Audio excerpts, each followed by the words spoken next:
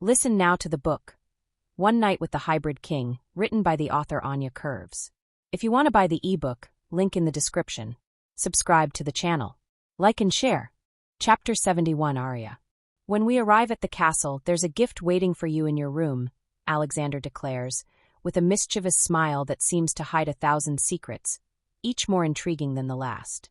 The way he speaks, with that enigmatic air, stirs in me an almost childlike excitement, a curiosity mixed with a faint nervousness. Can you give me a hint? My voice carries a blend of expectation and impatience. I'm so immersed in curiosity that I can barely hold back the smile spreading across my face. Alexander narrows his eyes at me, as if seriously considering whether or not to indulge my request. He pauses, deliberately prolonging the moment, seeming to enjoy my reaction. Finally, he says, "The only hint I'll give is this. You'll look beautiful with or without it."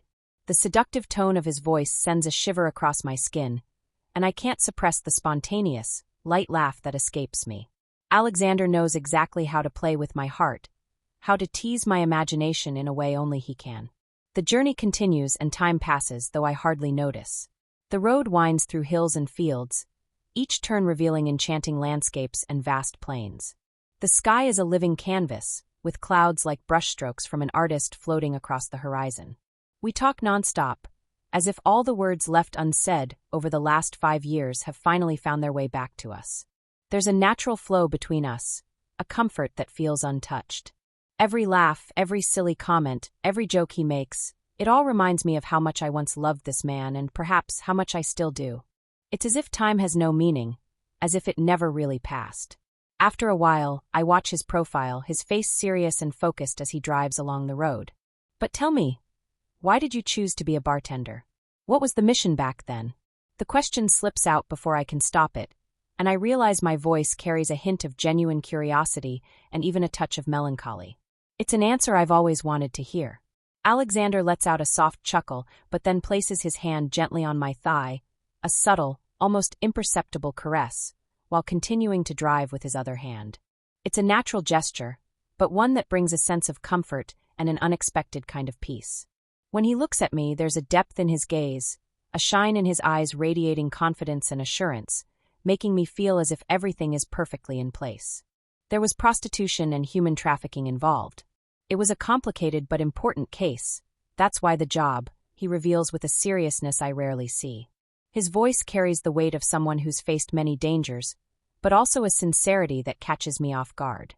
I try to process his words, and the gravity of what he says makes me reflect on how deeply he was involved in that dark world, while I only saw the man who stole my heart night after night.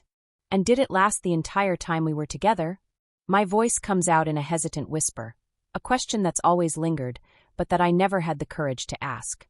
He shakes his head quickly, as if the answer is obvious. The case was resolved in less than 3 months. Just paperwork remained. That's when you walked into that bar. He pauses, and his gaze meets mine with an intensity that nearly takes my breath away. And I stayed, he admits, and I feel my heart falter. His words echo in my mind, catching me completely off guard. If you hadn't walked into that bar, I would have been on another mission long ago, he adds, and I see sincerity in every word. My heart races, and I feel a wave of emotions building inside me, a surprise mixed with affection. But you stayed, I whisper, my voice soft and tinged with emotion. The smile forming on my lips is almost involuntary, but it carries the weight of everything I feel for him. Alexander's eyes meet mine once more, and there's something tender, something profound in the way he looks at me, as if he wants to hold on to this moment forever. I stayed, he replies with a firmness that stirs something deep inside me, and I feel my heart welcoming him with a longing that never truly faded. The journey continues, and soon on the horizon, an immense castle appears, towering, almost as if it were a natural extension of the landscape itself, rising against the sky in a blend of elegance and power. The sight is breathtaking, almost magical, with its towers standing out against the infinite blue. A gentle breeze carries the scent of the sea, an aroma that wraps around the scene, filling my senses with a sense of warmth and familiarity. The waves crashing in the distance create a soft melody, almost like a greeting, welcoming an arrival that feels deeply anticipated. "Aria, welcome to the lowlands, my home," Alexander announces with a tone of pride and a faint smile as we draw closer to the castle. Your home is beautiful, I remark, captivated, as my gaze sweeps over the verdant fields around us and the majestic ocean stretching out, almost as if it were part of Alexander's very soul. The sky seems endless, and the rhythmic, steady sound of the sea cradles the scenery like an ancient melody. He looks at me with a sparkle in his eyes and a smile that carries a mix of amusement and tenderness. Yes, and you are very beautiful, he responds, and for a moment, I'm completely lost in his gaze. The intensity of his words strikes me with unexpected force, and I realize he isn't just talking about the place. Alexander guides me to the room where I'll be staying for the next few days, and as we walk down the corridor, the grandeur of the castle around me leaves me in awe. Though smaller than King Caelum's castle, this place has a unique beauty, perhaps even more captivating because of its proximity to the beach. With every step, the sound of the ocean in the background fills me with wonder, like a calm and unending melody echoing through the stone walls, breathing life and serenity into the castle. The corridor is wide, bathed in light from large windows that let the sunlight stream in, blending seamlessly with the orange hues that dominate the space. Everything around feels inspired by an eternal summer by the sea, with colors that warm the heart and evoke the sun setting over the waves. Alexander gestures toward the end of the hall and says, with a faint smile on his lips, "My room is at the end of the corridor, should you, need anything." There's a cryptic glimmer in his eyes, somewhere between teasing and a veiled invitation, and I feel a soft shiver run through me. He opens the door to the room, and the moment my eyes take in the scene before me, my breath catches, and everything around me unfolds into a sort of dream.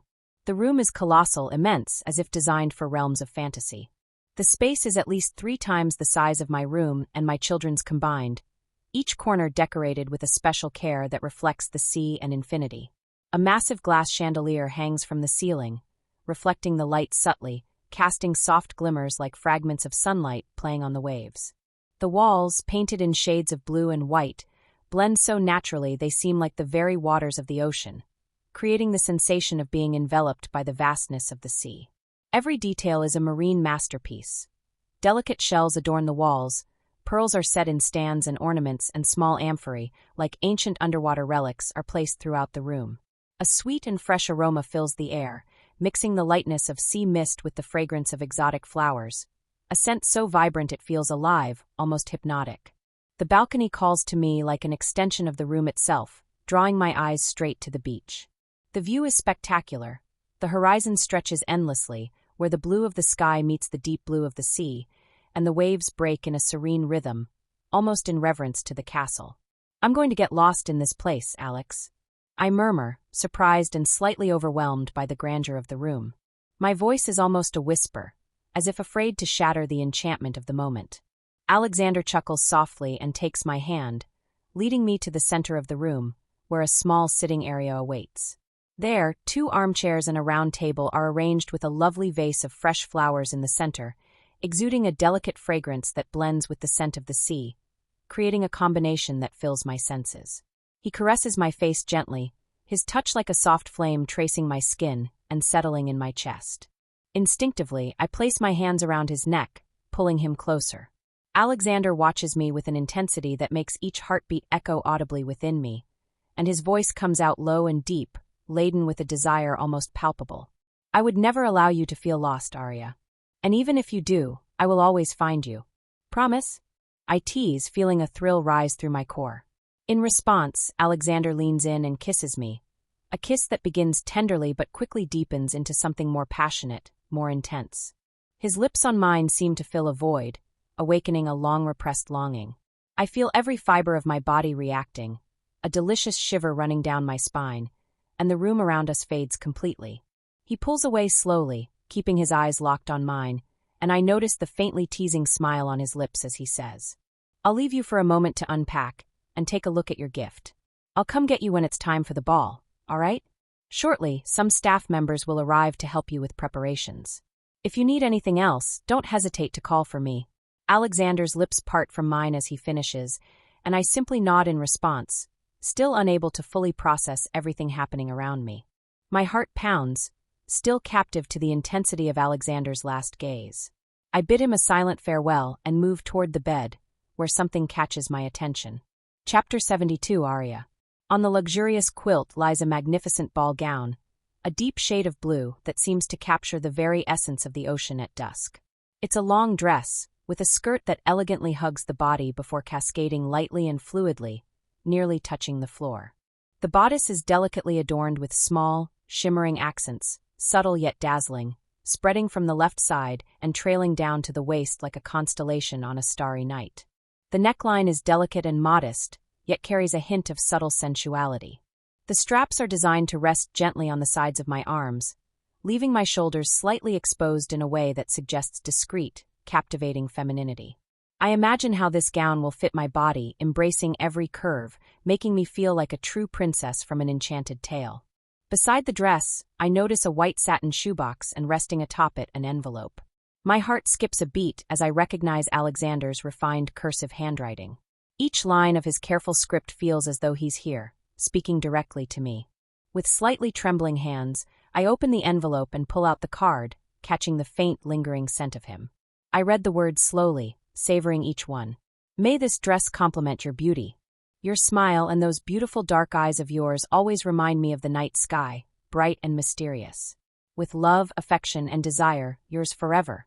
Alexander. An unexpected wave of emotion washes over me, leaving a silly, uncontrollable smile on my face. His words have an almost hypnotic effect, something that envelopes me and makes me sigh deeply, as if every phrase was written to captivate me just a little more.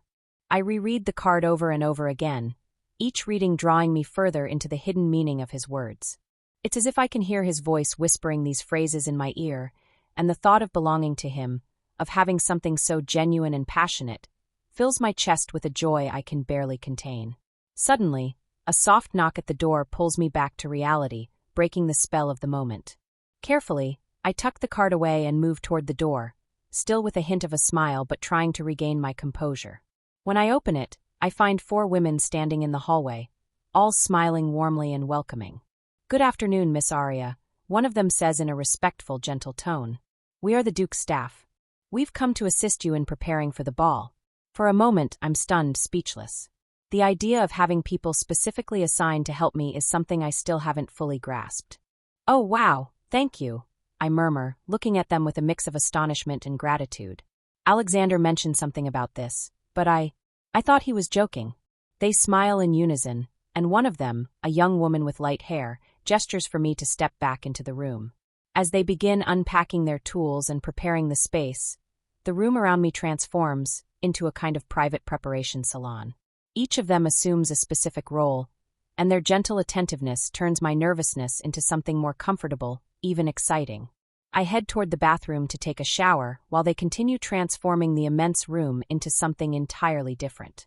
The first woman begins working on my hair, brushing it gently as if handling something precious and delicate. I feel her skilled fingers gliding through the strands, crafting delicate, intricate styles I can glimpse partially in the mirror. Another woman, with an equally gentle touch, starts working on my makeup. She carefully selects subtle tones that enhance my eyes and facial features without masking my natural essence. She applies a faint shimmer, just enough to add a touch of glamour to my look, while preserving the simplicity I hold dear. A third woman, her smile soft and serene, helps me into the dress, adjusting the fabric delicately as if she were placing a masterpiece upon me. The touch of the fabric against my skin is light and refreshing. The deep blue of the gown contrasts with my complexion, and I feel enveloped in a universe all its own, as if I am about to become part of something far greater than I could ever have imagined. Finally, the last of the women hands me the shoebox, opening it with an almost reverent air. The shoes are delicate, a shade of blue slightly darker than the dress, with a small silver detail on the heel that catches the light and seems to shimmer like a distant star. Every detail, every touch from the skilled hands of these women, makes me feel like a character in an enchanted story. For the first time, I feel entirely immersed in this world of nobles and dukes, as if, for a few hours, I truly belong to this realm of luxury and splendor. "What jewelry would the young lady like to wear?" asks the first woman, her kind smile unwavering as she observes every detail of my face with an attentive gaze. I take a small breath, still feeling the gentle weight of the gown, and glance at her with a hint of shyness. "I didn't bring any, unfortunately," I confess, almost embarrassed. This entire preparation still feels like a dream, something far removed from my reality. I feel a little out of place, like an imposter in this glittering world of perfection and opulence. They exchange discreet glances, as though they already know what to do. In synchronized movements, they open the drawers of the vanity before me, revealing an exquisite collection of jewelry, each piece more stunning than the last. My eyes widen at the intense sparkle of the precious stones, and I almost hold my breath. Inside the drawers are rows upon rows of necklaces, bracelets, rings, and earrings, all meticulously arranged and gleaming under the room's soft light. Rubies, emeralds, sapphires, diamonds, every color and shape imaginable. As I try to take in the sheer beauty of it all, one of the staff gently removes a specific necklace and places it in my hands. It's a piece that is both delicate and commanding. The blue diamonds, a deep and enigmatic shade, begin as small stones along the chain, gradually increasing in size until culminating in a star-shaped gem, as if plucked directly from the night sky. The brilliance blinds me for a moment, and I realize how perfect the necklace is, as though it was crafted just for me. As if Alexander had known precisely what I would choose even before I could imagine it.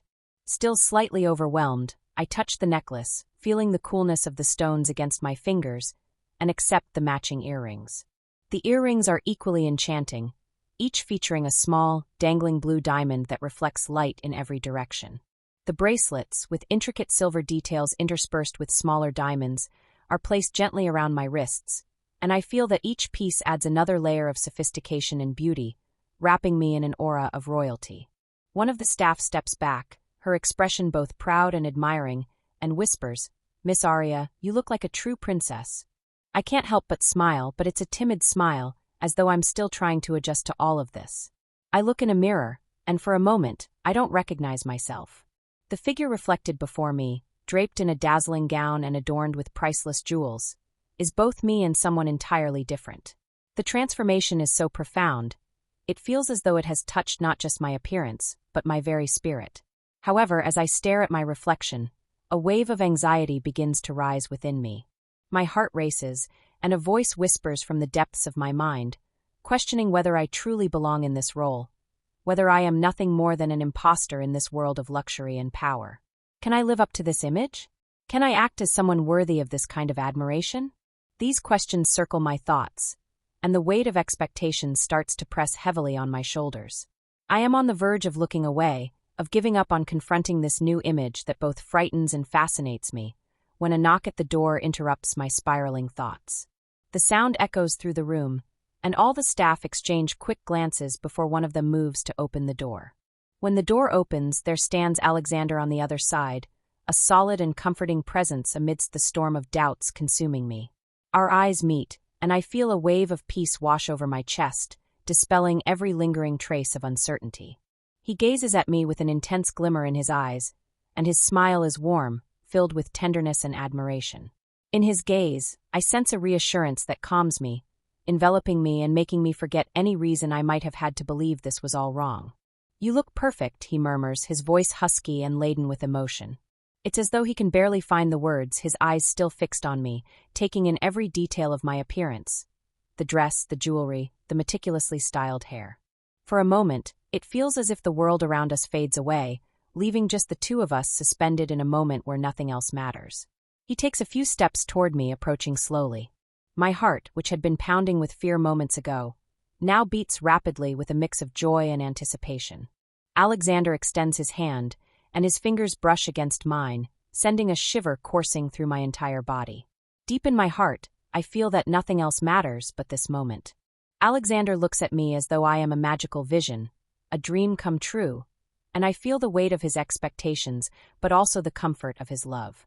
As he holds my hand, I realize that no matter what the night brings, I am exactly where I am meant to be, by his side. Chapter 73 Aria. As Alexander guides me through the expansive corridor toward the castle's exit, I feel the nervousness and anxiety swelling within me once again, like threatening waves. With each step I take, the shoes, though stunning, remind me of how uncomfortable they can be. The slender heels feel taller with every hesitant step, as if the ground itself is conspiring against me. I'm not accustomed to such elevated and delicate heels, and more than once I feel my ankle falter, nearly twisting. But Alexander, ever attentive, gently tightens his grip on my arm, keeping me steady, a true anchor by my side. "Sorry, I wasn't made for this," I I say, laughing nervously. I'm way too clumsy for heels, I confess, my voice barely above a whisper. Alexander, with that faint smile of his that completely disarms me, lets out a soft chuckle, almost like a conspiratorial whisper. You're perfect, Aria. Don't worry about that, he murmurs, his voice melting the space around us, making everything feel a little more bearable. I'm here with you, and if you want, you can take those shoes off and walk barefoot, he whispers at my ear, his voice laden with a tenderness that sends shivers down my spine. I wouldn't mind. I smile, feeling slightly more at ease. His offer is genuine and comforting, but I know I'd never have the courage to take him up on it. Walk barefoot at such an elegant ball? As tempting as the idea is, I realize I wouldn't dare to do something so bold in an environment that demands so much refinement. Taking a deep breath, I straighten my posture a bit, trying to summon every ounce of confidence I have. The sound of music, once distant, now becomes more distinct, filling the air around us with an engaging, rhythmic melody. It feels as if the castle itself vibrates along with the notes, while animated voices echo outside, blending laughter, murmurs, and a vibrant energy that seems to hum in the atmosphere. I stop a few steps short of crossing the door, mere inches away from stepping into a world I don't know. Lowering my gaze slightly, I try to gather my thoughts and take a deep breath, filling my lungs with the slightly chilled air of the castle. Is there anything I should know before I face your family? I ask nervously, pausing just before the door. Alexander looks at me, his brow furrowing slightly, and for a moment he seems to deliberate, carefully weighing his response. His fingers, warm and firm, glide gently across my back, tracing a path to my waist. His grip on my waist is not only gentle but possessive, filled with unspoken intentions. The heat of his touch spreads, coursing through my skin and sending a rush of warmth through my core, momentarily making me forget all the tension. They're lycans, and no matter what they do, I still want you as my mate, Alexander says seriously, and I feel my nervousness spike even further. I want to argue, to express the importance of being accepted, of earning his family's approval, but the words refuse to come out. A lump forms in my throat, and the overwhelming need to please consume me. I try to muster the courage to voice my thoughts, but all I can manage is a timid smile, a small, almost fragile one, and a nod. The ball begins in a grand open hall overlooking the breathtaking beach. The night's illumination is a spectacle in itself. A massive bonfire blazes at the center, its flames dancing in warm hues, casting shadows that move as if they have lives of their own. But the true centerpiece is the enchanted chandelier that hovers gently above us, swaying as if it were alive, its light piercing the darkness with a magical glow. Each crystal of the chandelier catches the bonfire's flames, creating a dance of lights that floats through the space like an ethereal aura. I look around and notice that, unlike the other balls I worked at in Caelum's castle, this one has only a handful of guests. The grand and imposing hall feels even larger with so few people, and it only amplifies the pressure inside me. Every face, every glance, seems to carry an unspoken expectation.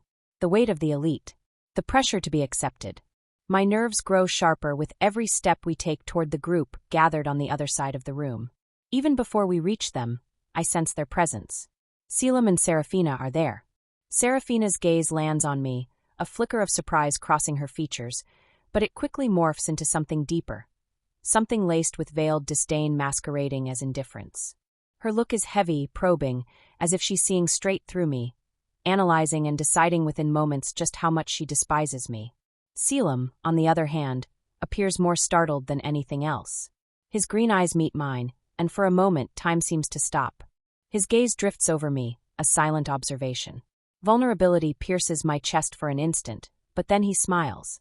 A gentle, genuine smile that eases some of the tension in the air, though it doesn't erase it entirely.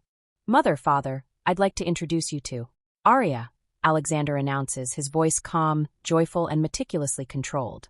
I take a deep breath, feeling the pressure swell within me again, and then I muster the best smile I can manage, striving to project confidence even though fear lingers in the shadows of my eyes. The smile forms, but it's fragile, trembling, a facade of calm to conceal the chaos swirling inside me. Alexander's parents, whom he had introduced to me as his, look at me with barely disguised surprise. But their reaction isn't warm or curious, the kind one might have upon meeting someone new. No, it's a cold surprise quickly hardening into disdain, a cruel, unmistakable disdain, as though my very existence is something they find difficult to comprehend. I can feel it. It's not just in their eyes, it's in the air around them, an unspoken rejection, as if I'm an outsider trespassing in a world where I don't belong. "Oh, you're human," Alexander's mother remarks, her tone making my stomach twist. It's not surprising she conveys, but something closer to disgust. The way she says human is as if she's referring to something dirty, something beneath her. She narrows her eyes at me, scrutinizing every detail, every second in unrelenting judgment. "Well, a pleasure to meet you, Ariana. I'm Duchess Ashlyn," she says, the smile on her face shallow and insincere. "It's Aria, actually." "A pleasure to meet you, Lady Ashlyn," I correct gently, striving to maintain a calm demeanor even as I feel my composure slipping through my fingers. My formal tone sounds more nervous than I'd like, but I have no choice but to hold my ground.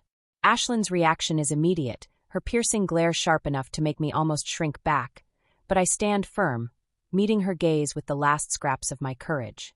"Oh yes, my apologies," she replies, her voice devoid of sincerity, before turning to Seraphina. She begins conversing with her, her expression hard as stone, betraying not a hint of embarrassment. But my discomfort only grows as Alexander's father, Aldrich, steps closer to us. His gaze doesn't even seem to acknowledge me, as though I'm nothing more than a shadow, an insignificant blemish in his line of sight. Yet his cold posture betrays otherwise, and the way he positions himself between us, creating a visible barrier, only makes the situation more unbearable. "We didn't imagine the mate my son speaks so much about would be human, Miss Aria." "You may call me Aldrich," he says, his voice dripping with a judgment that he barely bothers to disguise, sharp enough that even the walls of the grand hall seem to resonate with its edge. There's no warmth in his tone, it's cutting, like the blade of a knife. The choice of words, female, resonates as an insinuation, as if I were something inferior, something meant to be treated with disdain. And his tone, so disinterested, blends with the impression I have of him. Someone who places himself above everyone, someone who has already decided who is worthy of his attention and who is not. I notice Alexander's reaction, the way his jaw tightens, the muscles in his face clenching as if struck by an invisible force. His eyes darken, dangerously so, fixed on his father. A shadow of anger, something far deeper than any of us might imagine, reflects in them. I squeeze his hand, a small gesture but heavy with intention. I want him to feel that he's not alone, that I'm with him, that I understand what's happening. I try not to let the tension between them, the unspoken conflict, ruin the beginning of our evening. I made it very clear who Aria was. "You were the ones who chose not to listen, father," Alexander counters, his voice firmer than I expected. There's something in his tone that cuts through the air, something that makes everyone around us uneasy. Aldrich looks at him as if Alexander had committed heresy. A look laced with contempt. He glares at me for a brief moment, his gaze carrying the implication that this is somehow my fault. But then his eyes return to Alexander, and a heavy silence settles over us. The other members of the small group glance at each other, their eyes darting about, searching for a way to escape the tense situation, but no one dares to break the silence, except Caelum. "Duke Aldrich, your son is a noble and honorable man. What he's accomplished for me in the capital is nothing short of extraordinary. Alexander has always been a soldier of excellent choices," Caelum declares, his eyes landing on me as he concludes his statement. My heart pounds at the subtle praise, and I feel Queen Seraphina's gaze piercing me so intensely that if looks could kill, I wouldn't have survived. Aldrich seems to reluctantly accept the brief truce Caelum offers, and like a true politician he reverts to feigned formalities, restoring the polite facade of the conversation. He gestures to the side, signaling that the conversation should move forward. The moment of tension seems to have been temporarily dispelled, but the unease lingers in the air. "How about you show me a bit more of the venue, Alex?" I ask, trying to keep my voice light, though the need to escape is evident. My heart is still racing, and the discomfort I feel under the gazes surrounding us only intensifies. I just want to leave, to find a place where the weight of their expectations isn't so overwhelming. Alexander takes a deep breath, and his expression softens as he looks at me. He agrees with a smile and leads me away from his parents. Our path through the hall is slow as we greet other guests, some of whom react just like Alexander's parents. With each encounter, the feeling grows stronger that coming here might have been a terrible idea. Chapter 74, Seraphina. My king, would you care to walk with me for a moment before dinner is served? The night is so lovely, don't you think? I ask in a calm, sweet voice. Tonight, I wear the mask of a kind wife and benevolent queen. Caelum watches me, the coldness in his gaze as sharp as a blade. His expression of mistrust tells me everything. He's no fool.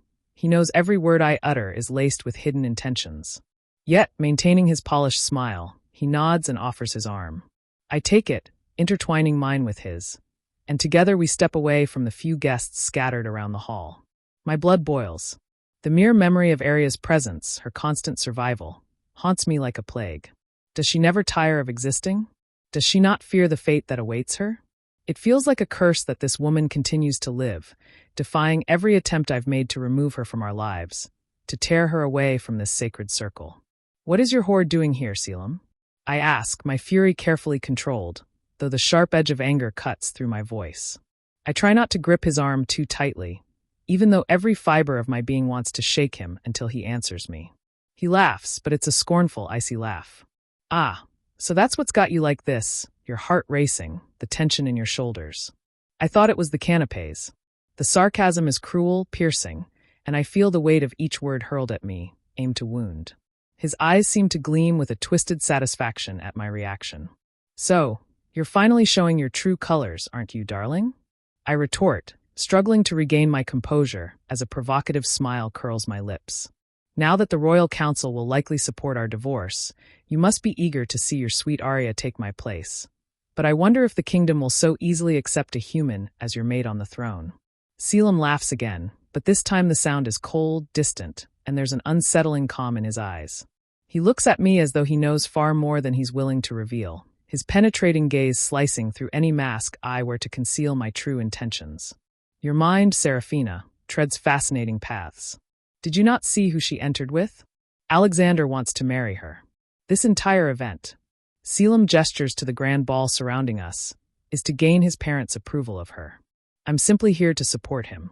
The blatant lie rolls off his tongue with enviable ease, and I let out a cynical laugh. I watch him closely, and there's something in his serene gaze, in his firm composure, that makes me realize how much he's changed. For a moment, I glimpse the King Caelum is meant to be, though he has not yet fully become. Your Majesty, are you still trying to lie to me? My mind may tread many paths, as you said, and most of those paths are true. Do you really expect me to believe this talk of divorce is just a charade? That this isn't simply a gambit to bring Aria closer to you before she ties herself to Alexander? I prod, venom dripping from my voice.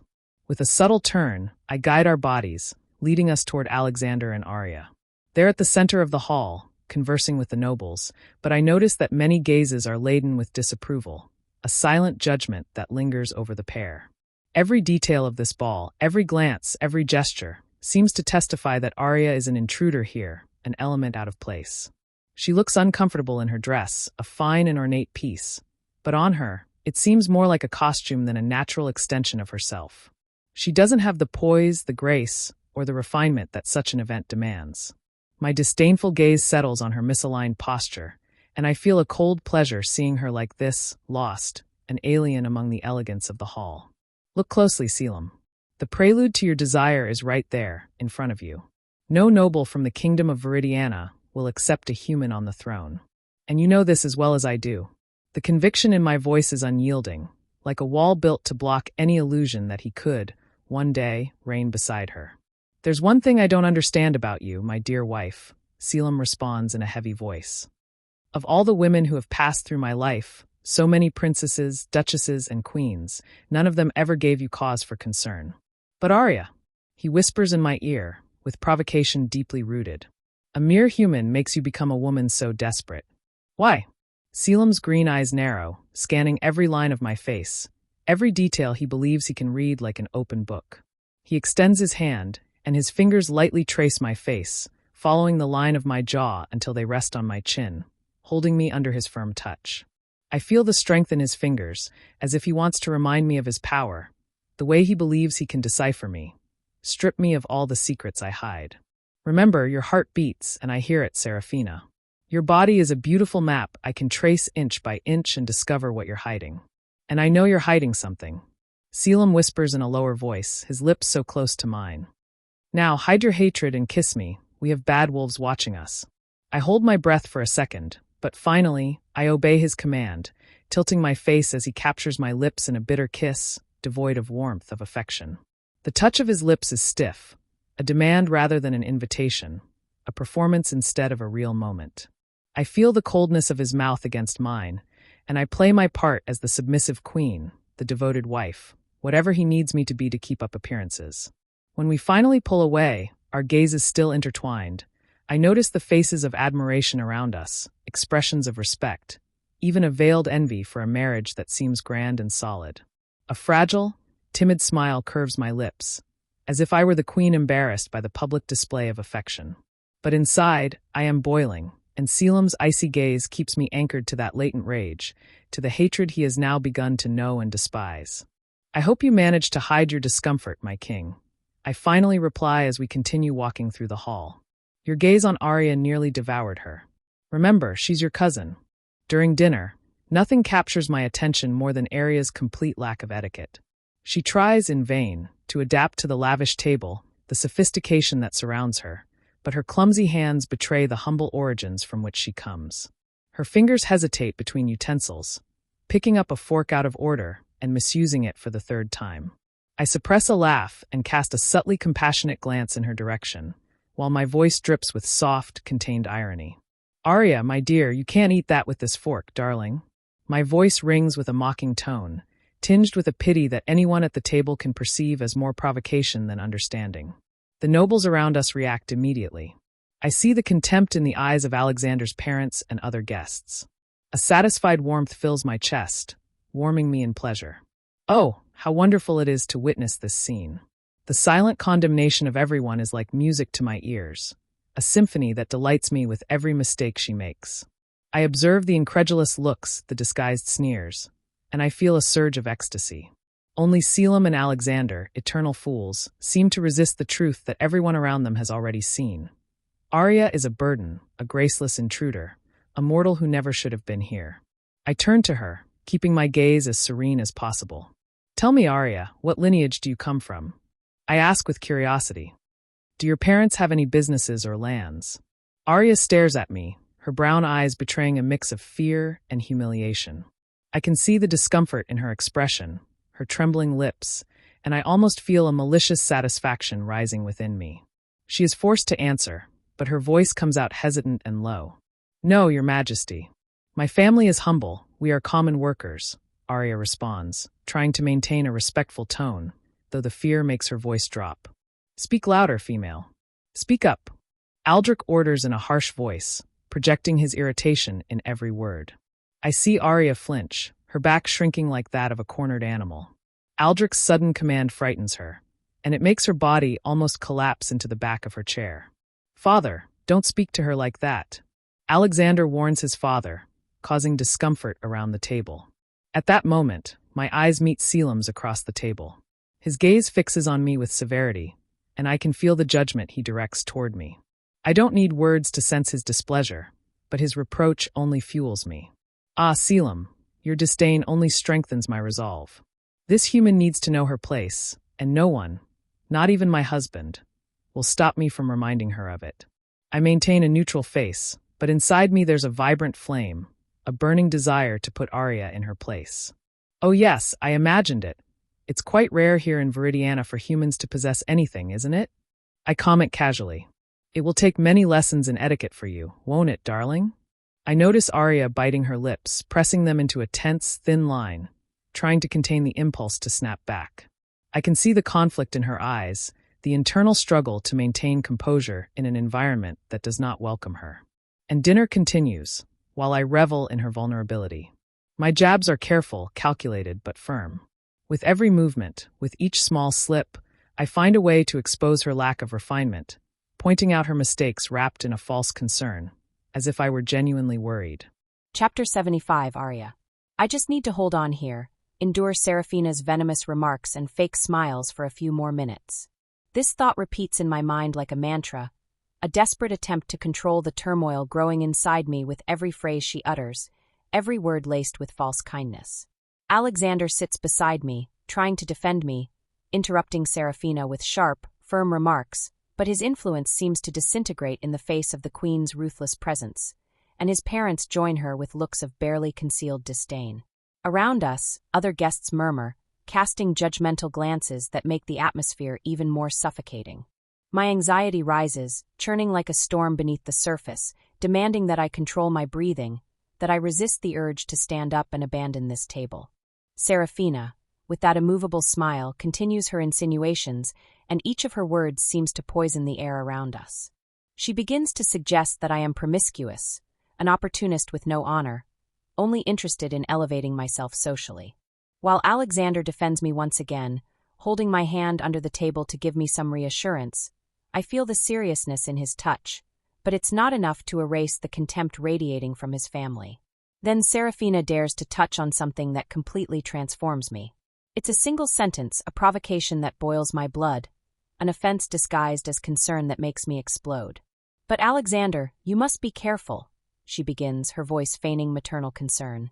"Of course, Aria is a good worker, many humans are, but you must consider that honor is not something common among them. No offense, dear."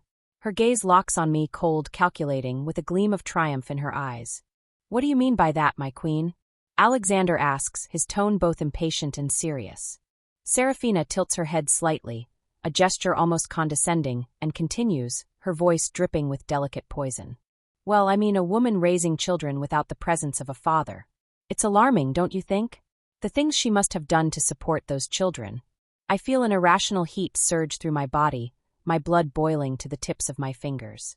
Before I can control my impulse, my hands move on their own, slamming down onto the table.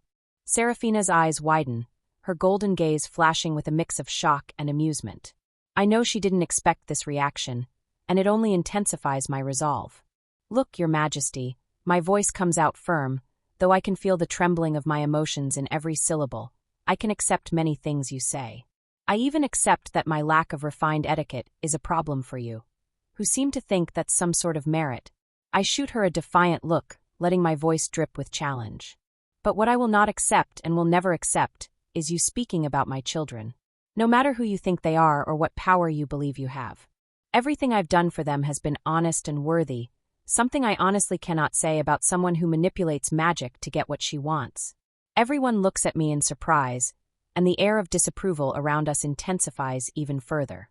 I feel my body tremble, and my breath quickens. Alexander holds my hand, comforting me, offering a smile that brings me a sense of peace. He leans toward me and kisses my lips softly and romantically. The gasp of surprise from those around us grows even louder. A heavy silence falls over the table, and I can see shock spreading across the faces of every guest around us. Some look at me horrified, while others merely disguise satisfied smiles at the disruption of Seraphina's composure. My body trembles slightly, and I feel my breathing speed up. Every fiber of my being pulses with adrenaline, and for a moment, I wonder if I've gone too far. But then I feel Alexander beside me, the warmth of his hand enveloping mine like a protective shield. He turns to me, a small but sincere smile appearing on his face, a smile that brings me a brief respite from the tension.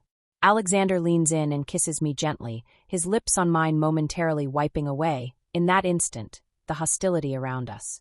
"This is why I want to marry you, Aria," Alexander declares. Those words hit me like a cold wave, causing a swirl of emotions inside me. Marry and become part of this? This world of critical gazes, suffocating norms, dinners filled with judgments masked by elegant but threatening faces? Treacherous encounters with Seraphina, the queen, always with that cold, calculating gleam in her eyes. And Caelum's gaze, so full of meaning that sometimes I feel it might pierce my soul. This noble world is so full of intrigue and danger that, at times, I don't know which is worse: the venomous verbal attacks from the court or the very real threats from the rebels outside. "I apologize for my outburst," I say, trying to control the tremor in my voice as I force myself to take a deep breath. "It wasn't my intention. If you'll excuse me, I need to use the restroom." Each syllable feels heavy, fighting the urge to scream. Alexander watches me, his gaze filled with concern, and his impulse to follow me is almost palpable, but I throw him a look that stops him.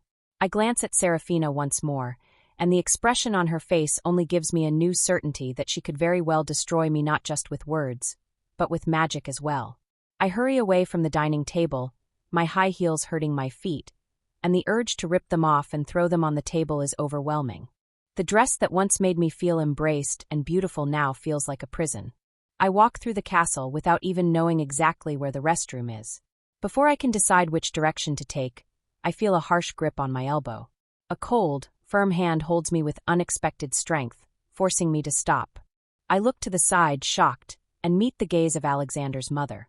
Her expression is stern, her eyes narrow in a cutting look, and the grip on my arm is so tight it hurts. "Listen here, little human, we're going to talk now, just you and me," Ashlyn declares, pulling me down a more secluded corridor. The feeling is claustrophobic. I try to pull away, but she just tightens her grip. Finally, I manage to break free with a firm pull, stepping back a few paces. My heart pounds erratically, but my gaze is defiant, mixed with a hint of fear that I try to conceal. "Tell me your price, girl," Ashlyn demands, the coldness in her voice accompanied by a subtle sneer on her lips. Blinking at her in confusion is my first reaction, trying to comprehend what she really means. "Price? What price, ma'am?" I ask, genuinely not understanding. Ashlyn rolls her eyes impatiently. "Don't play dumb. Tell me how much you want to leave my son. 10,000? 15,000? I'll double it if needed," she questions quickly and harshly. Her words hit me like a slap, and I feel the shock reflected on my face. I take a few more steps back, as if distancing myself from her will give me control again, but her words burn in my mind. How dare she? The disdain in her voice, the way she treats me as an obstacle easily removed with money. The humiliation is crushing, but at the same time, it sparks a fire within me. "I don't want your money. I have no interest in it," I reply sharply. "Do you really expect me to believe you're with my son, the only heir to the lowlands, because you love him?" Ashlyn says with a mocking tone. I take a deep breath, my chest tightening, my heart pounding furiously within me, but I stand firm. First of all, I'm not officially with Alexander. He broke up with me 5 years ago, and now, out of nowhere, he decides to pick things up again. Second, even when I got pregnant at the same time he ended things with me, I never went after money or asked him for anything. When I met your son, he claimed to be a simple bartender. For me, there was never money or status at play. So, whether you believe it or not, honestly, I couldn't care less. Ashlyn stares at me, her lips pressing into a hard line. Her expression is almost one of shock, as if the words I shot at her were a personal attack. "Are you saying your children are his?" she asks, and I feel a cold shiver run down my spine. The question, direct and intrusive, makes the air around us even heavier. I swallow hard, my lips pressed together, and for a second, everything around me seems to fall into absolute silence, as if the castle itself were holding its breath, waiting for my response. But before I can say anything, a tall and familiar shadow appears behind her. Alexander. He stands there only a few steps away, his blue eyes fixed on me, and I feel a mix of relief and apprehension. My heart, already racing, beats even faster, a blend of anxiety and fear overwhelming me. His eyes shine with an intensity that disarms me, and I wonder how much he's heard. From the way he's looking at me, eyebrows slightly raised, jaw tense, I'm almost certain he's heard about the children. He steps to my side, his body firm and protective, casting a hard look at his mother, who flinches slightly at the intensity of his gaze. Aria didn't know until recently that I'm a Duke mother. She raised our children on her own and never asked me for anything. "I can't believe you had the nerve to offer her money like that," Alexander declares in a deep voice, filled with disappointment. The phrase, "our children," hits me with a devastating force, and my heart tightens in a way that almost physically hurts. He says those words with such naturalness that it leaves me stunned, as if the idea of us were as natural as breathing. But there's so much happening, so many emotions that seem tangled in an impossible knot to untangle. There's so much going on that I just want to run. I want to leave here and go far away. Alexander tries to embrace me, to protect me, but his touch now hurts more than it comforts, and I pull away. He raises an eyebrow in my direction. I need to get out of here," I stammer, moving further away from him. Alexander watches me, a glimmer of pain and confusion appearing in his eyes. He tries to move closer, his hand outstretched as if he could calm the storm that's tearing me apart inside, but I raise my hands like an invisible barrier to keep him from getting closer. "Let me go," I whisper, my voice trembling, pleading for a pause, for a moment of silence to organize the chaos within me. I just want to be alone. Please." My words seem to finally reach him, and he stops, his arms falling by his sides as he watches me with a mixture of hurt and acceptance. And then, before the tears that threaten to spill finally escape, I turn and walk quickly down the corridor, not looking back. If you like it, subscribe, share, comment, and like. If you want to read the book, link in the description.